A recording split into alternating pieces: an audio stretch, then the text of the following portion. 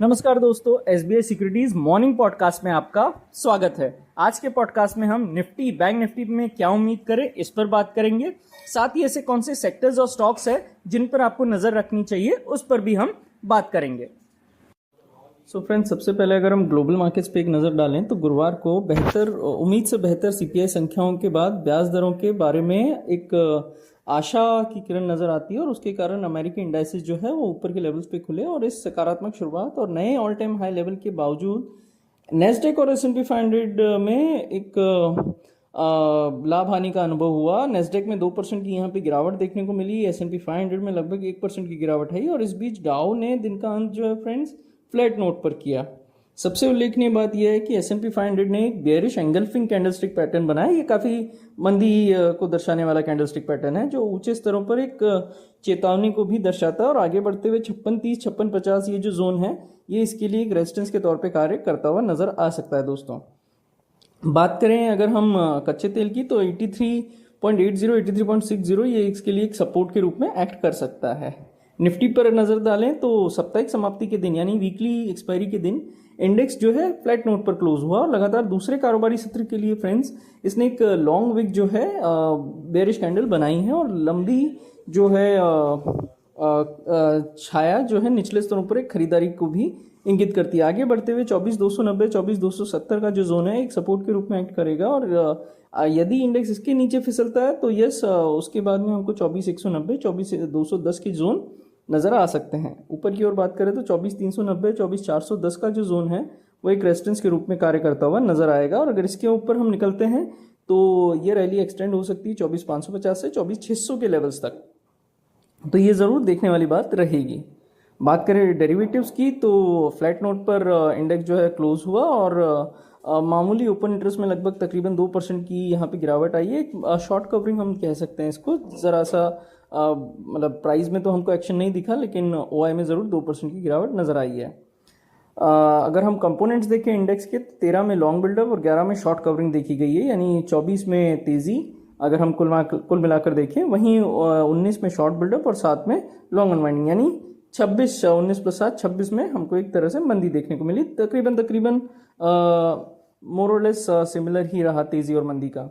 24,400 और 24,500 का जो स्ट्राइक है वहाँ पे कॉल में ओपन इंटरेस्ट बढ़ता हुआ नजर आया, वहीं 24,300 और उसी के बाद 24,200 का जो स्ट्राइक है वहाँ पर पुट में ओपन इंटरेस्ट बनता हुआ नजर आया। तो मोटा मोटी 24,180 से 24,550 की रेंज हमको नजर आ रही है। अगर PCR देखें फ्रेंड तो 0.98 पर है वीकली का, वहीं मैक्स पेन 24,300 पर है, OI PCR 1.44 है मंथ में। बैंक निफ्टी पर नजर दौड़ाएं तो बैंक निफ्टी ने अपने 20 EMA के आसपास सपोर्ट लिया और उसके बाद 500 से अधिक अंकों की एक रिकवरी यहाँ पे नजर आई। दैनिक पैमाने पर इसने एक बुलिश हैमर जैसा कैंडलस्टिक पैटर्न बनाया है जो कि एक अच्छा संकेत है बैंक निफ्टी के लिए।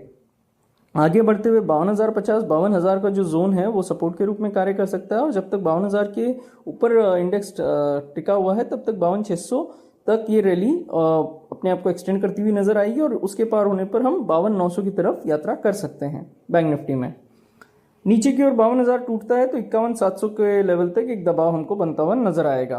वायदा की बात करें तो 7% ओपन इंटरेस्ट में एक वृद्धि नजर आई है। ओवरऑल जो इंडेक्स है वो तो फ्लैट ही था, तो शॉर्ट कवरिंग यहाँ पे मुझे माफ कीजिएगा, ओपन इंटरेस्ट में 7% से की गिरावट आई है तो शॉर्ट कवरिंग यहाँ पे हुआ है बैंक निफ्टी में भी। बात करें PCR की तो 0.81 पर PCR प्लेस्ड है वीकली का, वहीं मासिक PCR 1.14 पर है फ्रेंड्स। अगर हम विक्स को देखें तो 3% से अधिक की जो है हानि के साथ 13.99 के स्तर के पास समाप्त हुआ और आगे बढ़ते हुए 14.50 के ऊपर कोई भी स्थायी चाल इसको 16 के लेवल तक उछाल की ओर ले जाएगी। गुरुवार के सत्र में जो है एडवांस डिक्लाइन जरूर एडवांसेस के फेवर में रहा, जिसका अर्थ यह है कि सपाट बाजारों के बावजूद ओवरऑल जो है अगर हम देखें तो मजबूती ही नजर आ रही है फिलहाल।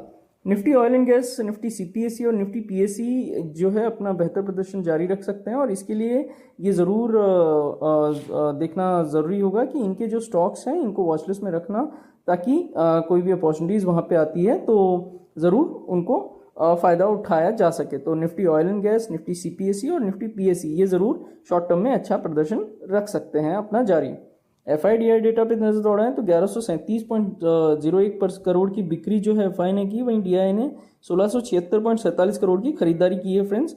FI का जो लॉन्ग शॉर्ट रेशियो है वो 78.12 पर है। शुद्ध आधार पर उन्होंने 31,714 इंडेक्स फ्यूचर्स बेचे हैं। स्टॉक फ्यूचर्स के मोर्चे पर FI ने 65,042 कॉन्ट्रैक्ट बेचे हैं, वहीं ऑप्शंस के मोर्चे पर FI ने 2,97,953 कॉल कॉन्ट्रैक्ट बेचे हैं और 3,98,026 पुट ऑप्शन कॉन्ट्रैक्ट भी बेचे हैं दोस्तों। तो फ्रेंड्स, मैं उम्मीद करता हूँ ये सारे ही डेटा पॉइंट्स आपके काम आएंगे। इसी के साथ आज के पॉडकास्ट में बस इतना ही। Thank you. Investment in securities market are subject to market risks. Read all the related documents carefully before investing.